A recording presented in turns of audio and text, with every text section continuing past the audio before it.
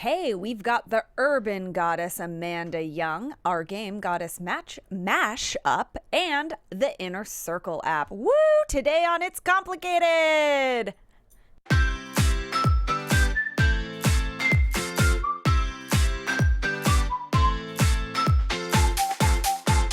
You're listening to It's Complicated with your hosts Jennifer Golden and Lauren Leonelli, coming to you live from the AfterBuzz TV studios in Los Angeles, California. Hey everybody, welcome to another episode of It's Complicated. The struggle is real when you're dating in the city. I'm Jen. And I'm Lauren. You are. I am. Oh my gosh, I am. It's Good like a for shock you. every time. I Today, know. our drink of the day is Rekorderlig Cider. You guys have seen us drink this before. This time it's in a can, though. We weren't aware that it came in a can, but we love this drink. You guys can mix it with hard alcohol or drink it straight, just like this. It is an awesome strawberry lime flavor, which is totally unique. It perfectly embodies a summer drink with the flavor of freshly picked strawberries. It's so divine.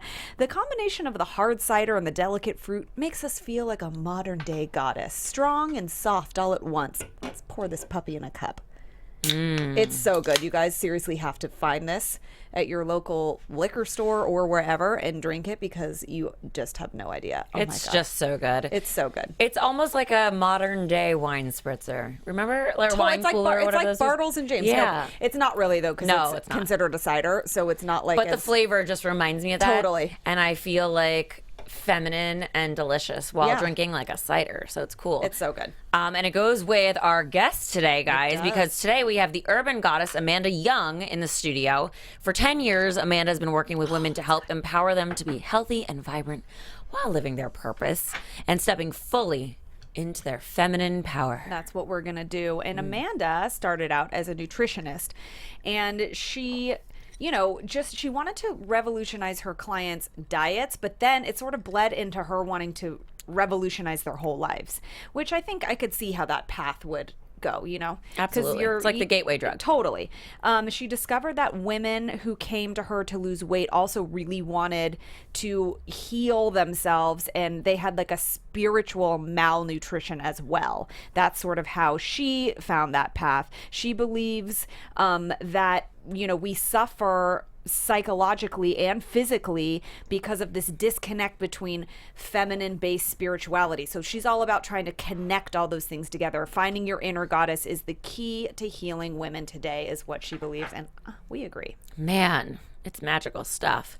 Amanda thinks there should be an education standard for all girls to learn about the power of the feminine, to learn about their bodies and the enormous power they contain within them, and that women are educated in the unique expressions of feminine power by learning about the myths and stories of goddesses from various cultures.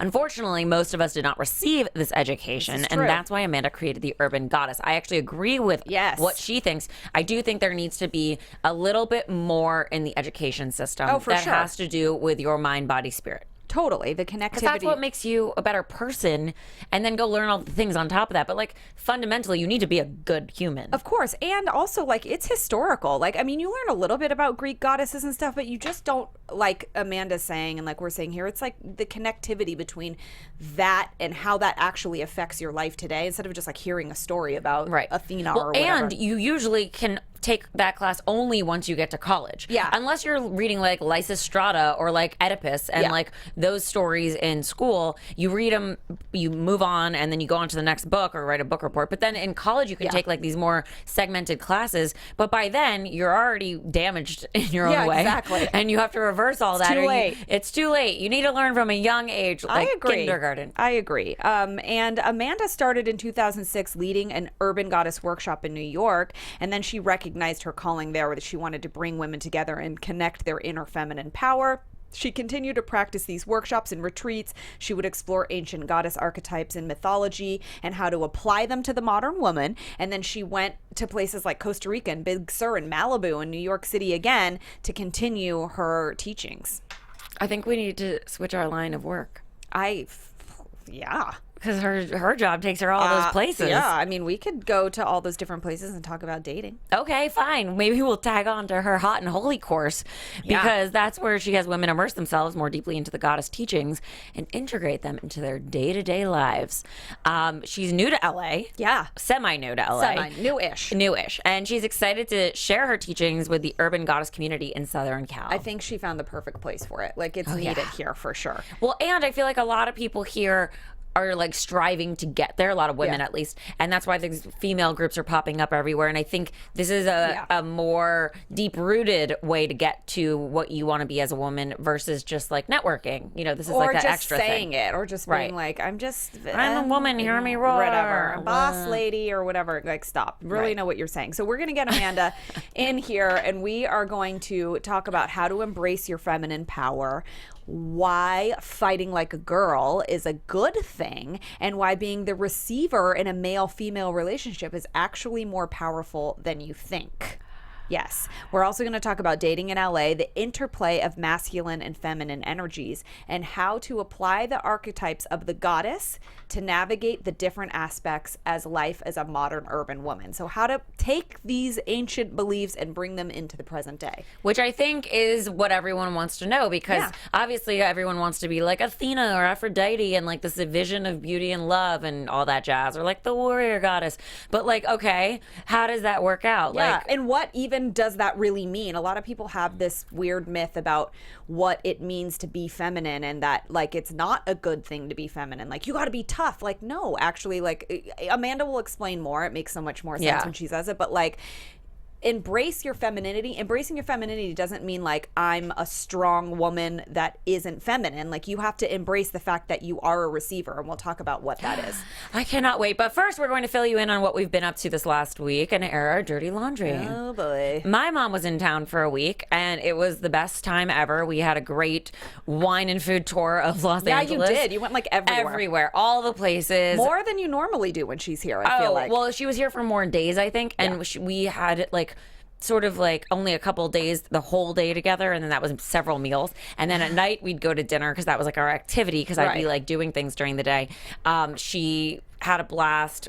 We just went everywhere, and like it was just a lot of fun. She met my dog. She played grandma, as you guys saw. She met her last week when she came on the show, and it was just really, really lovely. And I sort of got to explain to her more and more about dating in LA. And I think she comes from the school of thought that is from the past, which is that by 20 something you get married, you start having kids.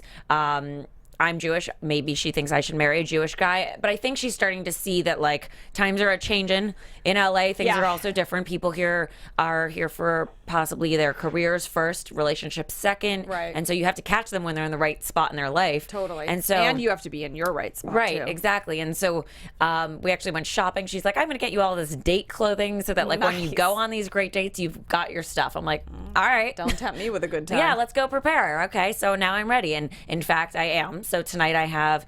oh, no, it's not. Why did I think it was Monday? I was going to say Monday night's your date night. It is, but there's still time to plan one for Monday because I have a couple coming up, and then maybe I'll see them again on Monday. You've lined them up. I have, because I was occupied for a full week. So with my mom having... I know. That must have been hard. You must have been going through dating withdrawals. I was, and also it was really hard to keep up conversations with anyone. I'm like, I'm sorry. I have my dog in one hand, my mom in the other. I'm driving, I'm scheduling, I'm open tabling, like I'm Snapchatting, I'm Instagram. I'm too much right now. It's a lot. I'll see you in a week. So anyway, so tonight I am co-hosting a singles event for the University of Miami alumni. Right. Yes. At one of our favorite bars, Bar 53 in LA. So if you went to the University of Miami and you are in LA, come on down.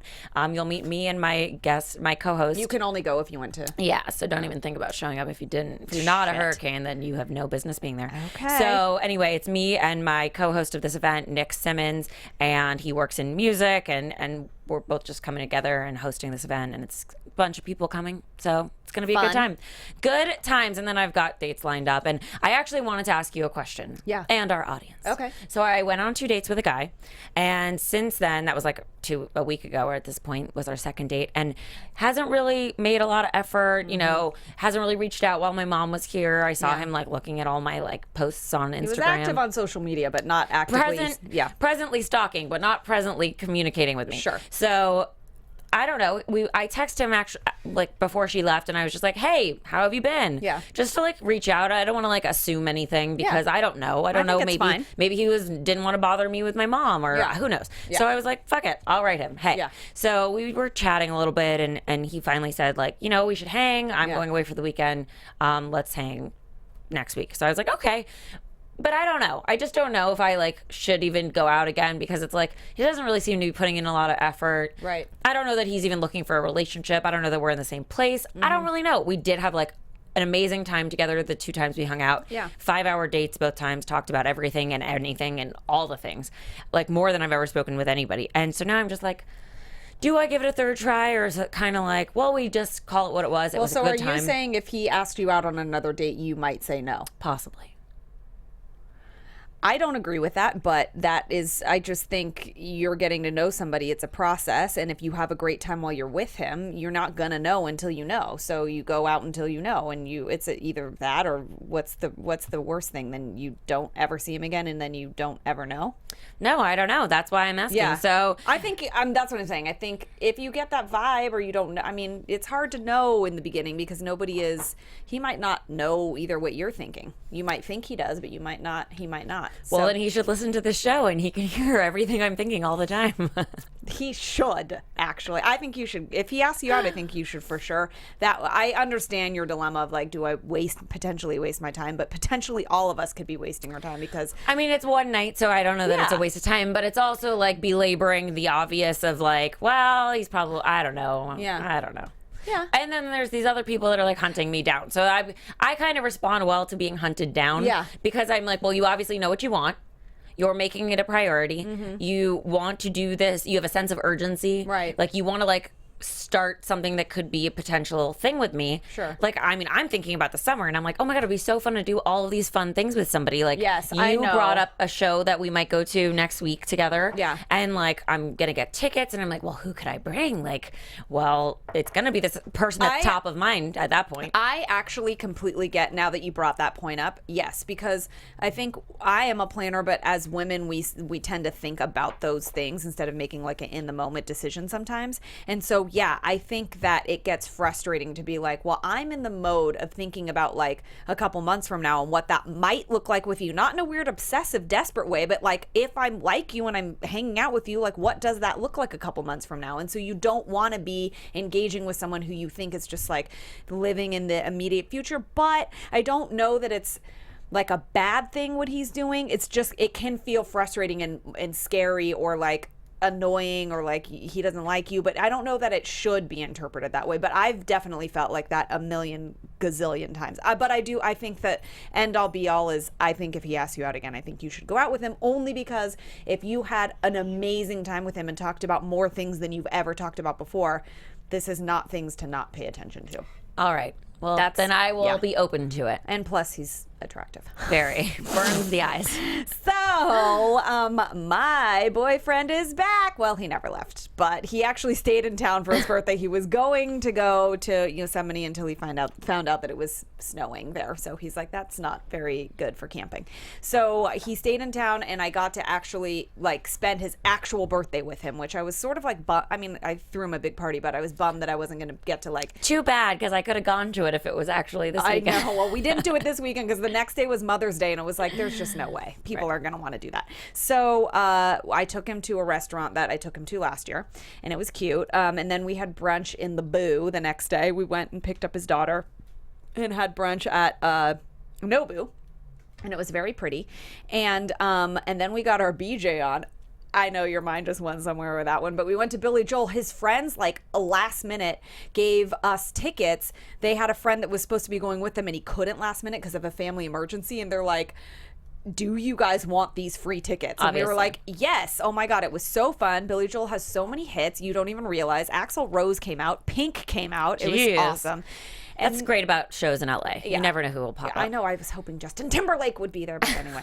And then Mother's Day, we had a barbecue with a bunch of dudes. Well, it was just like all the food and alcohol left over. We just like invited people over and cooked, and I made up a baked bean recipe. And I just really have realized I have so much fun, like with the game on. The Warriors game was on, and like in that kind of setting where like sort of hosting and like making something in the kitchen and the games on, and I always knew that that's like what I thought felt like a fun weekend activity to do. Like that's something I would like. So I just have really kind of enjoyed doing that. And now the 40th birthday celebration extravaganza is over, so no more focusing on the boyfriend so much. No, I'm just kidding. I will. But it was like a lot. And now it's over, and he's 40, and he makes it look real good. If we could only look so good at 40. Well, we probably will. Hopefully we do. You know, just keep drinking that Rekorderlig. Oh, my God. It's so good. So, guys, hate to say we told you so, or, oh my God. you know, whatever, but Ben and Lauren broke up from The Bachelor. And there were rumors that they were going to break up back in January. Yeah. And then he debunked them by posting something on Instagram because, of course, that just means that it's true if you post it on Instagram. Obviously. I got to say, I think it was like the year mark. I wonder if ABC is like, you have to at least stay together for a year. No matter what people say and how many times it seems like you're going to break up, you power through that 1 year mark. Otherwise, you make our show look like a complete piece of shit. And so I'm just going to assume that there's a deal because the new Bachelorette is about to start. So that must mean his was 1 year exactly to the date because her season starts Monday. Okay, take the focus off you now on her. Exactly. They just get buried in the news like everybody else, and now they can go about their business. Oh, man. It's so strategic. Do you think that they had sex? Because wasn't he saving himself? Wasn't he like a Christian virgin thing? Was he like, what's his face, the blonde guy with the Catherine girl? Sean Lowe. Oh, God, I cannot. You were almost on his season. I was until I said I didn't like super religious blonde guys. And then they were like, wrong season for you, honey. Yeah, and scene. I had no idea he was the Bachelor either. I couldn't have been more specifically not Sean Lowe. Yeah. Like I would never no, thank you. He's Snorbore. But when people break up sometimes they are able to still be really great friends. Do you think it's realistic for exes to get along like Lauren and Ben? Well, Orlando Bloom and Miranda Kerr were married and have a child, and they get along very well.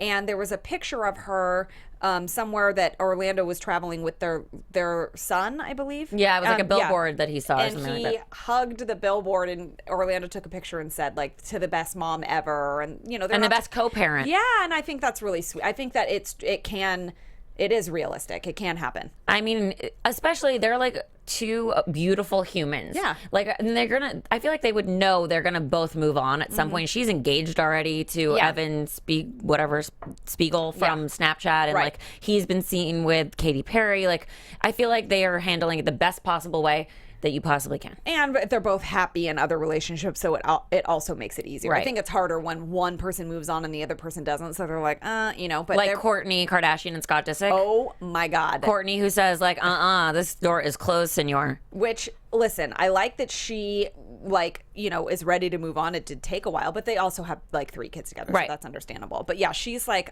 nope. She flat out told him, like, we are not getting back together. No, and he's very upset, but then still somehow it's so funny because their lives are in the news, but then you're watching the behind the scenes of what happened to get here on the show. So you go back in time and see sort of how things transpired. So, like, on the show, they went to, like, their annual trip that they do every season. So this one, Costa Rica or something. And Scott brings a girl, which I think is such in poor taste because that's not his family. No. It's her family. And then Kim got all up in it and, like, bitched out the girl, which was crazy because usually Kim's, like, kind of the quiet one, and you would think, like, it would be Chloe or something. Totally. But Kim went and bitched her out, and then it feels like it's very set up in drama. But anyway, they are not getting back together. But Taylor Swift is apparently coupling up, and she clearly has a type, which I don't know if it's a real thing or not, but she obviously likes the white British blokes because this guy is a British actor, Joe Alwyn, and she's been trying to keep her relationship under wraps, but finally somebody caught like them together or whatever, and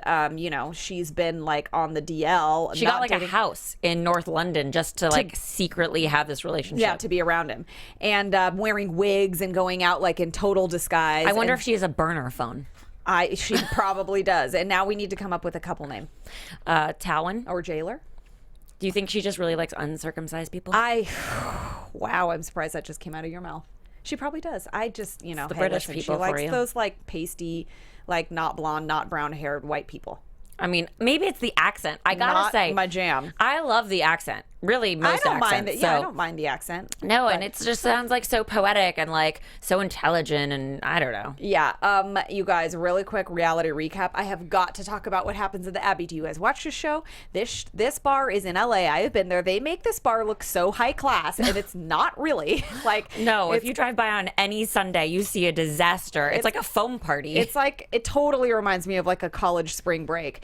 They hired all these beautiful people. The Abbey is a gay bar, but they make it look like it's not. It's like one of the most famous gay bars in the world. 100%. And these people, like, I mean, the relationships that happen on this show, like, we need to watch more because there's only like one episode deep. But like, there's like a faux Jax that wants to screw all the chicks.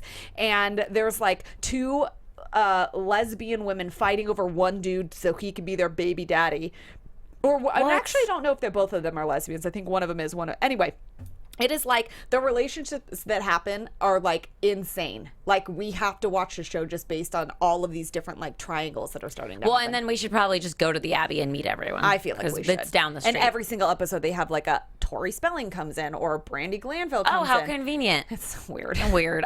So on the New York City Housewives, God. it was like a dating lesson 101. Yeah. Ramona and Sonia. I want to just call them Ramonia. Well, no, they have. I know, but like, it's like, why even say the and? Mm-hmm. So Ramonia teaches Tinsley how to go out and like meet men, and Tinsley's like, these women like work faster than anything I've ever seen before. Yeah. Ramona has it down to a science. She's like, I stand at the bar, I order water, I look to the right, I like drink my water out of my straw, and I am like, hi, God. how's your night going? she's I was so like, annoying. wow, she's even got a script. She's so annoying. I don't know how men fall into that, but I don't know. I think they just think they're gonna take her out and have sex with her because she's like ready. She looks like she's ready to claw people's clothes off when she sees them. Like, well, her instantly. eyes.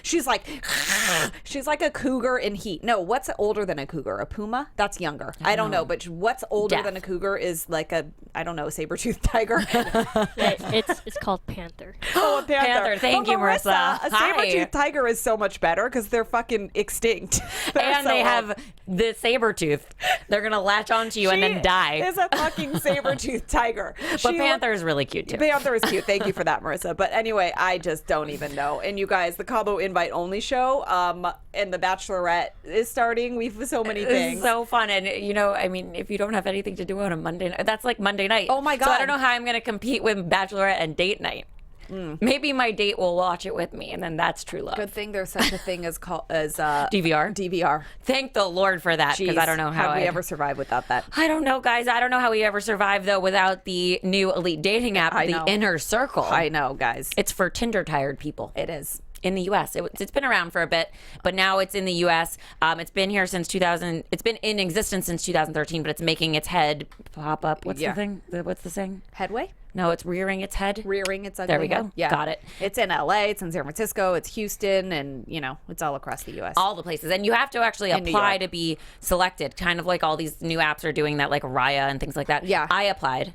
And? I got accepted in less than 24 hours. I don't know if Really? maybe it's just like smoke and mirrors to make you think you're getting Oh. accepted, but they say for every one in, there's one out. Oh, that's right. Yes, it's like so. I don't understand how they eliminate people out, but I don't, maybe like not using it. I actually Oh. think that's smart. They should wipe out inactive accounts because they're there being swiped on, but they're not there to continue they to should swipe send back. you a notification like if you don't open up this app in a Right, week, like a push notification. Yeah, exactly. You heard? And so basically, you arrange meetups in high-end venues, and Maybe like the Abbey. yeah, right. And you whatever city you're in, obviously, you try and like make that all go down. I guess it sounds like like there's enough of a niche there, but like it's still kind of just general, and it's not like only people who eat bacon or whatever. Right. I kind of it's for people that are creative or from the corporate world. It's about having ambition and zest for life and these qualities that make the Inner Circle work for our members around the world.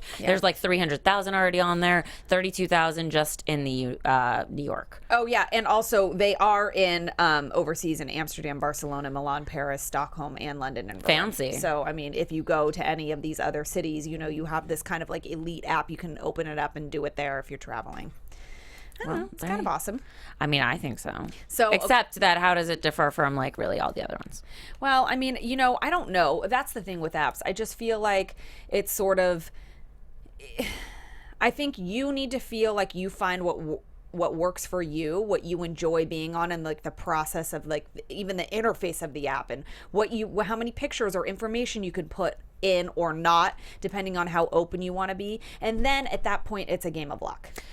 It really is. Because really you're all trying to get to the same thing from it. So it's like you just sort of, you go on there and you're looking for a date or a connection, and you're hoping that this one app, whether it's Happen or Tinder or Bumble, will get you there. But I think as long as the app is like workable for you, it's great. And then if you happen to have luck on it, then you'll be like, I just went to a wedding from Tinder. Wow. Yeah. Oh, you're right. That was from Tinder. All right. Well. Yeah. I mean, it can happen It to can anybody. happen. You just There gotta are be success open. stories. You got to be open to it on whatever app or bar you are at or in. And maybe it's the singles event that I'm hosting tonight. Or that. Who knows? Or maybe you find your inner goddess and you open your whole world up in a whole new light and welcome in a god. To be your goddess, to be with your goddess, right, Amanda? Yes. Welcome to the show. Hi. Good morning. Thank you Good for morning. coming. If you would like some cider, we have some here for you. Or you can Strawberry, have your water. It's very lime, good. It's Rekorderlig Cider. yes, it's very. We get good. sassy in the morning. Yeah, It's just I what know we do. what. Here, I'll come for it. Jen You will always come- do it. Jen will come be your I'm bartender. hooked to the wall, so You are here. hooked to the wall. And if you can see yourself in that camera so everyone else can see you too, then we get to hear and see the beautiful urban goddess that is in here right now with us. Okay, so we want to start by asking, what exactly to you is an urban goddess, and how can you explain that to our listeners? All right. Well, that's tasty. Yeah, It's good, right? isn't it? Yummy. Okay. So, an urban goddess is a woman who is connected to herself deeply, a woman who is in her power, understanding that our power is something that is internally accessed as opposed to something that we get out there. And I believe that having some kind of a spiritual practice is actually what can allow you to connect to that power. Okay. So there's all sorts of other things we could say about it, but at its core, I would say it's that. It's a woman who's really internally sourced. She gives herself permission to know that she's beautiful, that she is powerful, and that she can have what she desires in her life. So you don't look to outside things or people to validate you in that way. It just comes from within you. Yeah, that everything outside starts to become a mirror of what's going on internally. Man. Yeah. So many questions. Like, how do you even do that? I mean, yeah. I mean, I guess like how do you start the process of getting in touch with your inner goddess then? You said it's spiritual practice, or what do you think? Yes, well, it is. It's spiritual practice, and what I would say is my perspective is that for women, we need a feminine spiritual practice, and that it's actually becoming embodied, as opposed to this idea of transcendence. That's a more masculine spiritual kind of lineage idea. Mm-hmm. And for a woman, the question that, I was a nutrition coach for women for many years, and it would always go deeper with the work into like all the stuff about the food and the body was really about what was going on like in her inner world. Like how did she feel about herself as a woman and in her body? Because that's where everything comes from, right? Like you have to get to that root first. Yeah. So the question was always, for me, what I was experiencing as I worked with women was, okay, she needs to come to her center. She needs to come to her spiritual center, and she needs to get in touch with her femininity. These were the two things that I just saw again and again with every woman that I worked with, having worked with hundreds of women over the years. And so the question is like, okay, how do I connect to my spiritual core and my center and feel really sexy and feminine and at home in my body? And so I began to develop practices and exercises to help women do both of these things. And so it's a process of awakening to yourself, to your center, but through your body, through your senses. Really bringing yourself into the here and now and actually just feeling how fabulous it is to be alive inside your feminine body in this moment. Mm-hmm. And when you awaken in that way, you feel your power. It's something that it's not a concept, but it's something you actually experience and feel. And you also become very sensual and feminine. And so what are some of the activities you created in order to get there? Yeah. So we, there's practices that I do with breath. And We got to do it. Yeah. yeah, I was gonna say Yeah. you both got to experience Yeah. that a couple weeks ago. And with that breathing, it's a different kind of breath work than what you might do in a yoga class. Yes. Meaning it, we start off breathing up here, but we drop it down and we actually awaken our sexual energy, our sexual center, and start to activate energy moving through there. And so, that's one of the practices, and then that develops and evolves into movement that becomes a kind of active meditation. That's a dance. But we also do things that you also got to experiment with, which was sensual eating. Yeah, the food, that was Yeah. cool. Yeah, practices that we also do practices where we bring the energy into just touching the body in particular ways. Practices where we go in and we actually converse with our pussy. Like, can I say Yeah, that? you can.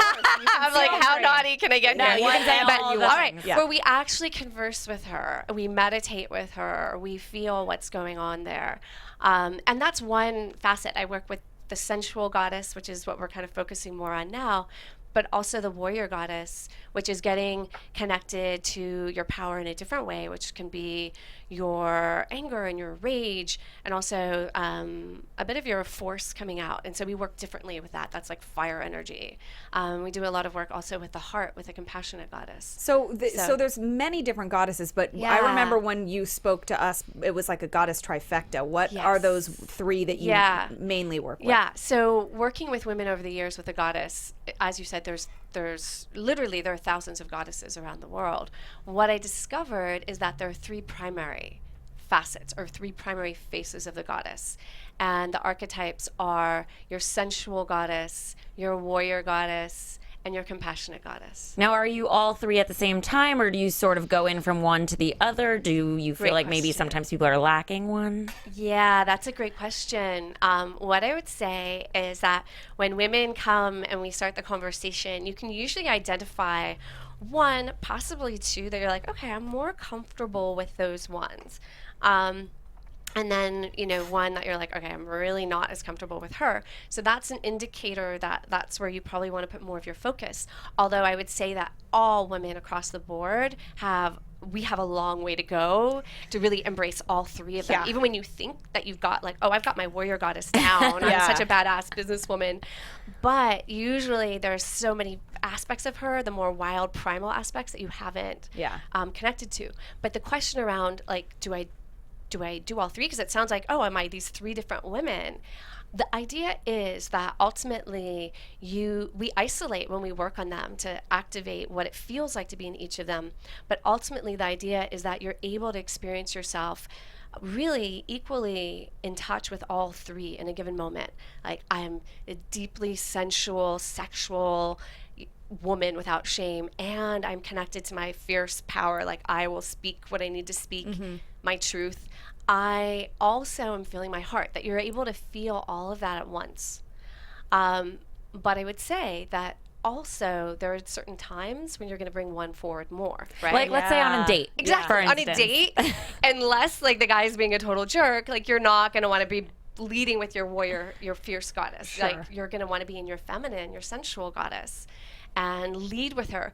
However, you want him to also know that she's there. Those other ones are like in the background. Right. Always. Yeah, and I'll say that I had an experience, this is going back a few years, but there was a man that a lover that I had, and he was familiar with my work, and he called me out once.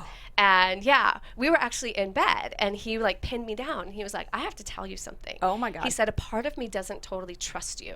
And I was like, what do you mean you don't trust me? And he said, well, I see like you're feminine, sensual goddess, and you're kind of this beautiful, like heart-centered goddess, like all this like butterflies and rainbow. He was, but I don't see your warrior goddess actually as much. And he was like, that has me not entirely like trust you because it's all so like feminine and light. And so that was an awakening for me. And I was like, oh, well, she's here. Let me bring her forward. Yeah. And Like, well, now that you asked. yeah. And it actually brought that energy into our relating in a way that was really hot and sexy. So that warrior goddess, you always kind of want to have her there too. That's It's a little fire, flavor. right? Yeah. It's like, it's your like, oomph. Like, I don't know. It just also like with anything, a balance of something. Yeah, if someone's always like super angry or super happy or whatever, I mean, or all you do is drink alcohol all day long, like finding a balance. It's like I could see why someone would be like, well, humans are a bunch of different facets. So if I'm only seeing this flowery butterfly side of you, like, what does it look like when you're like this or like that? Right. Like, I don't. It's like know. waiting for the other shoe to drop. Like, Totally. So what are you really like? Yeah. What's she hiding? So it is good to keep that in mind with anything, but especially with this, when trying to balance all three, like they all should. Don't be afraid to find them all and let them all sort of work with each other. Well, and touching on the sensual goddess, that's not meaning like just like go on a date and have sex with everyone, right? No. Okay. No. Clearing that up for you guys. No.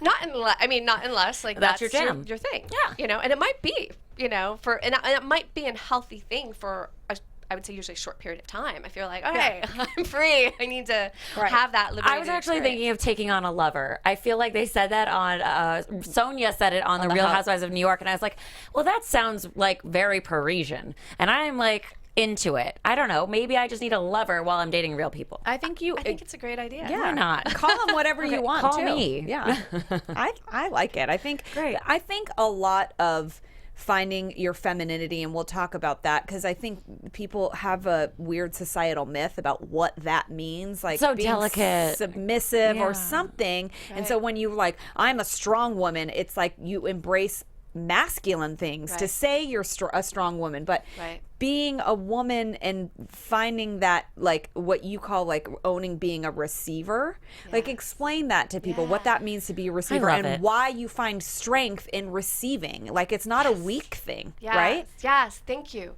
That's exactly it right there, in the sense that as women, we've adopted masculine definitions of power. So when we're going to be strong or we're going to be powerful, like you said, we become more masculine because that's how it's been modeled for us. So we're in a moment right now as women where I feel that we're redefining power from a feminine perspective and realizing that these things that have been labeled as weak, like for example, like don't be a pussy. Yeah. Right?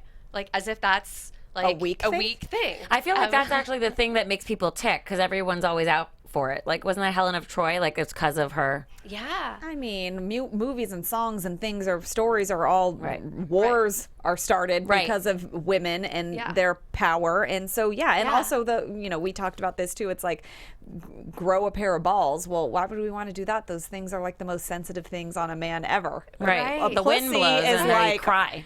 Push a baby out of that thing, and it's like it is a strong thing. But we're taught by society that means you're weak. That's a weak word. Because now a pussy is at her strength when she's soft, right? So a hard pussy is not like a sexy thing. Meaning, like we're gonna just go there. That like when you're shut off to your sexual energy, you become kind of stiff and like tight and closed. Yeah. And as a woman, when we awaken to our sensuality and our sexuality, we actually soften. We, become moist, we become soft, we open. And energetically, when we're in that place, we are more in our power. Mm-hmm. And so it's like, oh, but hard and stiff, no, soft. Yeah. Now, receiving, right? We are built as receivers. And so when we're like stiff, we can't receive. So when we soften and open, we receive. And so obviously we're talking, on the like physiological level, sexually, we're receivers. Right. How does that translate into how we are as women? Mm-hmm. Well, when we're connected to that energy, we allow ourselves to receive in so many ways. We become magnetic. So we talk about Helen of Troy, right? It's like this power of the feminine can cause like all this chaos and craziness and war, and but we can draw to us more effortlessly. We can just allow things to happen. When we're in that more masculine model of power, we think we have to push all the time, and we have to drive something home, and we have to make it happen. And when we drop into our femininity, it's like, oh, I can allow it to come to me. Mm-hmm. And when I'm receiving, I mean, we get to receive compliments, we get to receive gifts, we get to receive men, or, just someone like picking up something for us, helping us, and that's okay, that's actually part of our birthright. Like when we can fall into that or drop into that, we can feel like a queen, right?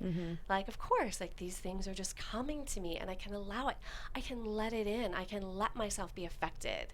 I can let myself receive from my environment. I like that you just said let yourself be effective, because I think I've found that it was hard when I was like deep in the dating world to not authentically be me, and like not, it was like people were telling me, don't let him know that that's affecting you, or that you like him, or that isn't that why we're all here? Like, why is that a bad thing that I like you? And like, don't text him back, wait 3 hours or whatever. It's like, I think that women should learn how to soften themselves a little bit in the dating world and not act like they don't care and that I'm and like turn off. So like, just be like, that's, or if that's not you, I mean, I just think if you like somebody, you should be allowed to express that and soften that and then receive whatever is going to be given to you. Yeah. What's really interesting is that we're really we're in a time where men are changing so much, women are changing so much, the roles are changing, there's a lot of confusion around. Like, I love it, when I'm dating and a man does run around, like open the door and like do all of those things. Yeah, roles are shifting. And one of the things that I feel is really what I've noticed is that it's how we let someone know that we're being affected by them or that we like them is the difference. When we're in the masculine energy, it's like, I just want to let him know. I'm going to go, like, there's like a sort of, and sometimes that can be effective.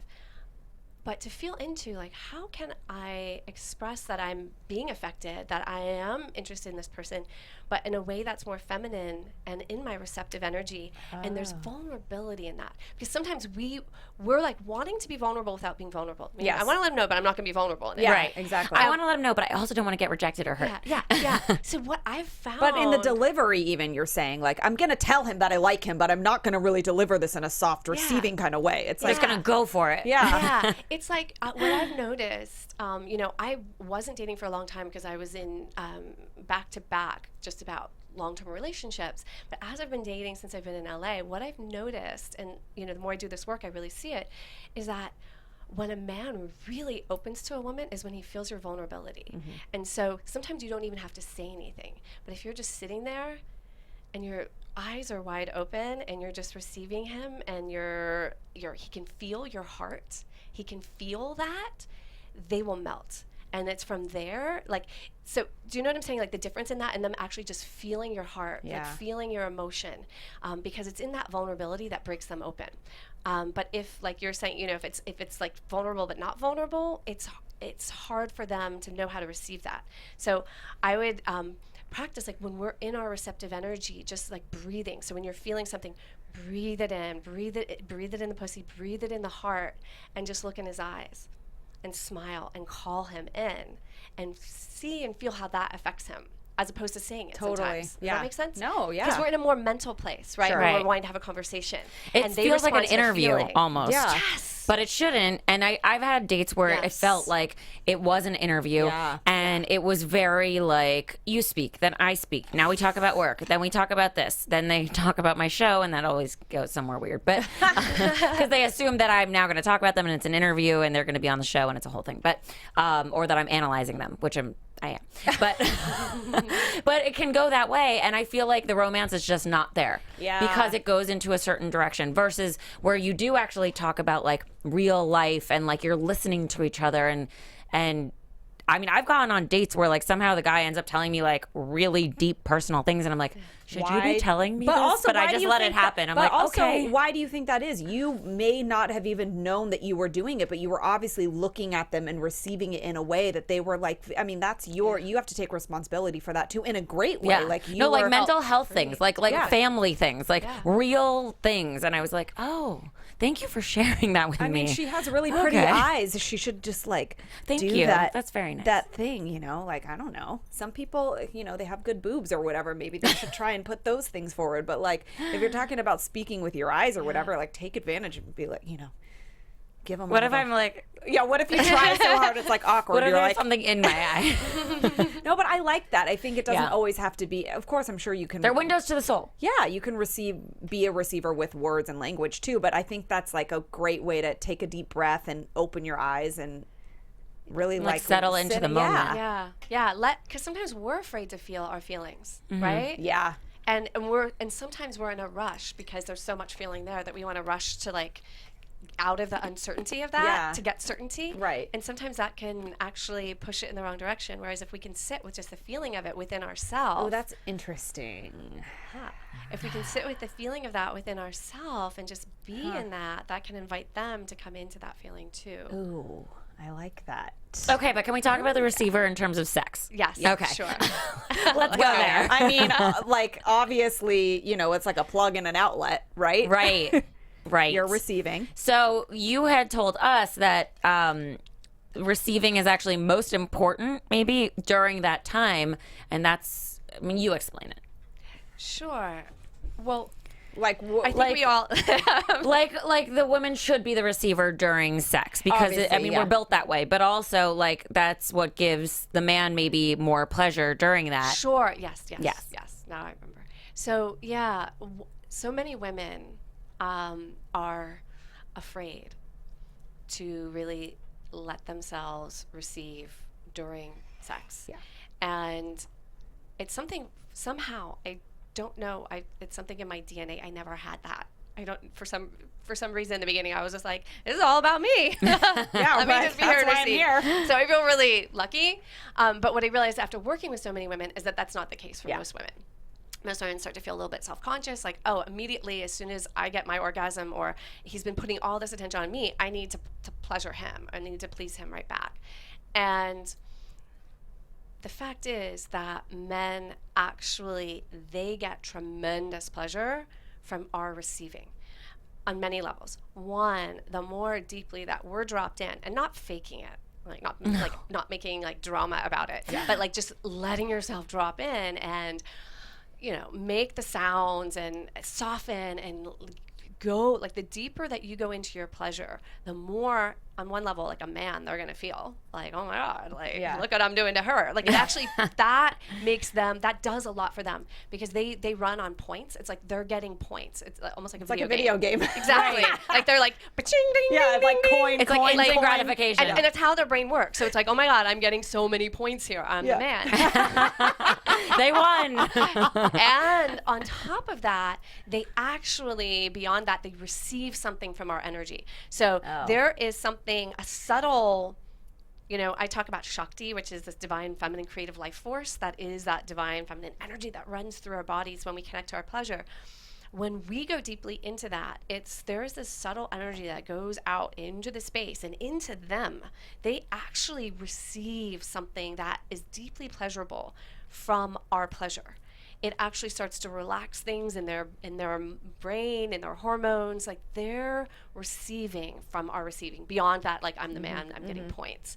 So it's, of course, I mean, I faulted the other way where sometimes men were like, okay, what about me here? Because I was just so, when I was a lot younger, I was so into my own pleasure. So obviously, there is a give and take. Sure. However, most women, we are so afraid of letting ourselves really be that center. And I always think of Aphrodite, the birth of Venus, as she's coming out of the water. She is this gorgeous creature. And every other being in the picture is just focused on her. And we're afraid of being that. But when we're in our pleasure and we're receiving, every woman becomes Aphrodite. We become Venus in that moment. And that's your spotlight. Like, take it. Go with it. It's not easy. Oh, I want it. I'm just going to walk around and hopefully birds will chirp and like everything's going to happen. And it's like a Disney movie. It is. That's why Disney princesses, I feel like they need to reinvent them a little bit. But like when you see Snow White and like all the birds are chirping and the flowers are blooming and everything's happening. Is it Snow White, Sleeping Beauty? One of them. Snow White is the one where like she goes like this and all the animals just like land on her. That's Snow what White. I want to happen. Yeah, well, it really does. If you activate, and so, what I talked about with that energy, obviously that's something that's happening in in sex with a man. But we also, when you're not in a relationship, you're single, or even when you are, you have access to this on your own. And that's where the breathing practices and moving with this energy and awakening that within your body becomes really vitally important to get like, oh, I can share that with someone, but this is actually mine. And when that energy is moving through, I have that experience, and I'm sure every woman that's listening to that has had this experience sometimes, where then it's like, I don't know, it was like yesterday, like walking into Erewhon, and like everybody's like, oh, how can I help you? What are you doing? And it's that feeling, magnetism. like the magnetism, and like you're saying, like with the birds, where everything flows in that way. And the world wants us to be in our feminine energy. Like we nourish every room we walk into when we're really radiating that. And so to understand, like, okay, yes, I'm like taking up the spotlight and I'm receiving all of this, but I'm also in my receiving, I'm giving. And I think that's a deep thing for us to get, that our receiving is actually a gift for others.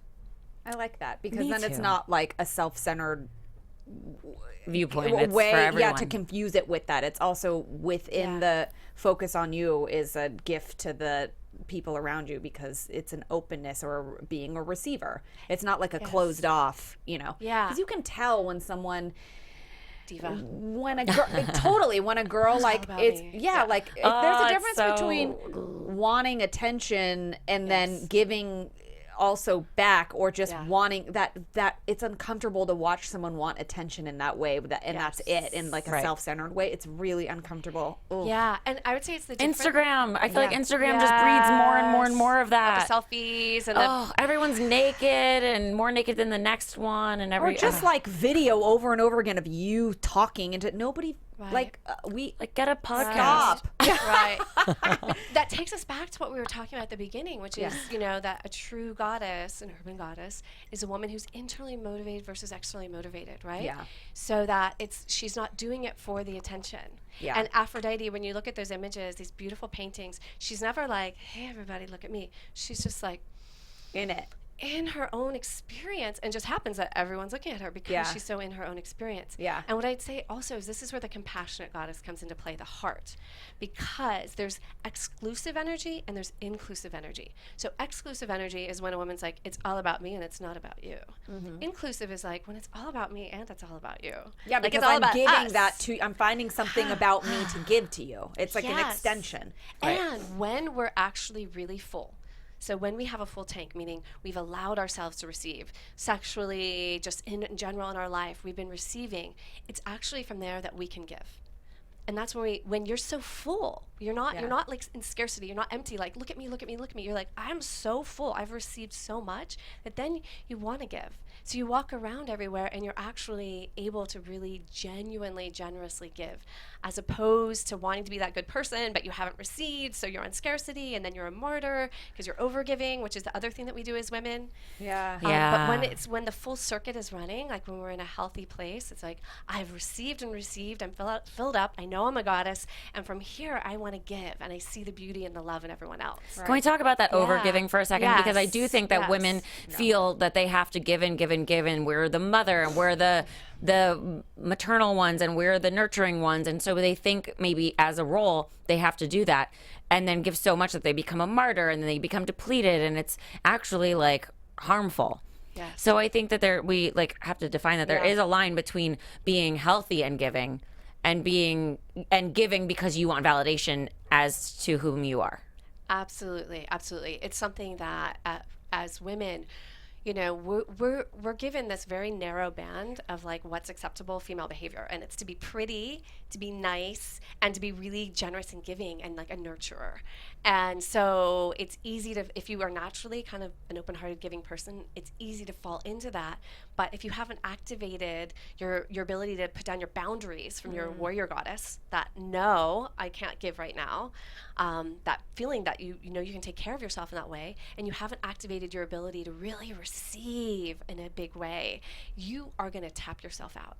You will become depleted. And it's what we see again and again, mothers. And even when you're a woman who's not a mother, you tend to do it in the workplace, you tend to do it with your friends, you want to give and give and give all the time. And eventually it creates tremendous health problems for us as women. Yeah. And exhaustion like can and build depletion. resentment or whatever. So how do you make sure you don't overgive? You just listen to the moments where you want to say no and then say it. The warrior goddess, boundaries. But yeah, Right. both. you focus. What I tend to do, because most women that come to work with me are in that place to a certain degree, is we start with the sensual goddess. We start with like, let's just focus on receiving. Let's just fill you up. Let's get you connected to your pleasure, because when that is activated, you literally become like a cornucopia. You're overflowing. And then the warrior goddess, her ability to put down those boundaries and say, no, like, I'm going to take care of myself. Those two energies work really well together, because she's putting down the boundaries to say, this is about me right now. And then we go into the sensual goddess and we give the pleasure and we receive. And then from there, you naturally want to give, or it's easier to give because you're actually full. But you also just start to have that sense of like, okay, when I'm going to place those boundaries down. Okay. That makes I sense. love boundaries. They're very important to have. So, and I like, trying to obviously take these ancient, goddess archetypes and put them into, modern day life. It's kind of what your title, the urban goddess, I think sort of embodies. So we are going to play a very quick game with Very you. quick. Okay. Because we want to sort of give people the tools how to like access maybe a goddess or whatever in a moment of their lives when they want to be like, Hestia or whoever. Great. Okay, so we're going to name a goddess that from ancient times, and we're gonna help people try and figure out who in modern day world fun. like you can that would now be Angelina Jolie or someone like Or that. Beyonce, Or because everyone's whoever. really Beyonce. Yeah. We are gonna call Goddess Mashup. Awesome. Okay. I hope I know all the goddesses. Okay, well, if you don't, just say pass, because we Okay. picked a bunch Yeah. of random ones. I mean, Okay, so. we'll start with Athena. Okay, Athena. Wow, Hillary Clinton. Okay, yeah, she's like the goddess of war and wisdom. Great. Oh, I love that. Okay. Okay. How about Aphrodite? Aphrodite. Oh, I mean, you just said Beyonce, so she definitely has some of that. But let me think who else. I mean, Marilyn Monroe. Although she's not contemporary to us now, but she is She works. Aphrodite. Yeah. Yeah. 100%. Okay, how about Lakshmi?